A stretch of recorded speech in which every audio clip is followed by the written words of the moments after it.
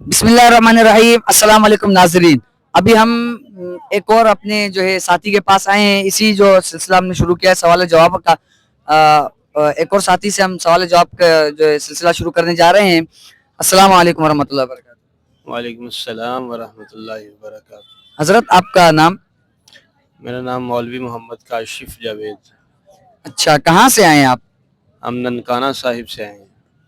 اچھا، آپ کو کچھ اندازہ ہے کہ یہاں پہ جو ہے ختم نبوت کانفرنس چناب نگر کے اندر کتنی عوام ہوتی ہے تقریباً؟ عوام تو الحمدللہ 25 سال سے اس کانفرنس میں شرکت کی توفیق ملی ہوئی ہے مسلسل، تو ہر سال ہم دیکھتے جا رہے ہیں کہ ہر آنے والا سال پچھلے سال سے بڑھ کے ہوتا ہے۔ اب تو یہ پارک میں دیکھ لیں، آپ پنڈال میں دیکھ لیں، موجود مسجد میں دیکھ لیں، اس سے منسلک چاروں اطراف میں آپ جہاں بھی جائیں گے آپ کو عوام ہی عوام نظر آئے گی۔ اچھا، تو یہ اس کی کوئی خاص وجہ کہ پورے پاکستان کے دور دراز کے علاقے کے دو دو دن کے سفر کر کے جو ہے ڈیڑھ ڈیڑھ دن کے سفر کر کے بہت لمبی خواری کر کے یہاں پر ہی اتنا بڑا مجمع کس خاصیت کی وجہ سے ہوتا ہے؟ کوئی اہم بات ہو؟ اس میں دو باتیں ہیں۔ سب سے پہلی بات تو بنیادی یہ ہے کہ ختم نبوت کا جو عقیدہ ہے یہ بڑا حساس، اساسی اور بنیادی عقیدہ ہے۔ اس عقیدے کے حوالے سے مسلمان کسی طور پر بھی وہ کمپرومائز کرنے کے لیے تیار نہیں ہیں اور آنکھیں بند کرنے کے لیے، سستی کاہلی کا شکار ہونے کے لیے تیار نہیں۔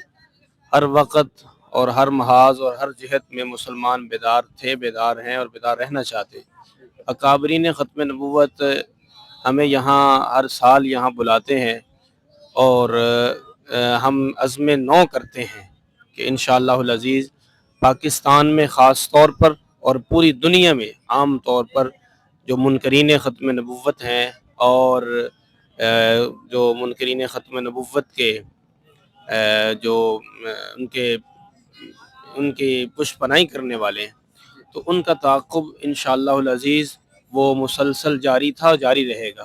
اور خاص طور پر جو دوسری بات ہے کہ یہاں چونکہ یہ چناب نگر جس کا پرانا نام ربوہ ہے، تو جس جگہ کو قادیانیوں نے تشبہ کے طور پر مدینہ کا درجہ دے رکھا تھا اور یہ مثال اور تمثیل بیان کرتے ہیں، تو یہاں ان کے مقام میں آ کر اتنا بڑا اجتماع کر کے مسلمانان پاکستان یہ ایک دعوت دیتے ہیں قادیانیوں کو کھلی کہ تم یہ مرزا ملعون قادیانی جھوٹے نبی کے اوپر لعنت بیچ کر حضور رحمت عالم محمد عربی صلی اللہ علیہ وسلم کے امتی بن جاؤ، ہم تمہیں اپنا بھائی بنائیں گے اور ہم تمہارے اوپر اپنی جان مال سب کچھ نشاور کرنے کے لیے تیار ہو جائیں گے۔ بالکل بالکل، جزاک اللہ حضرت۔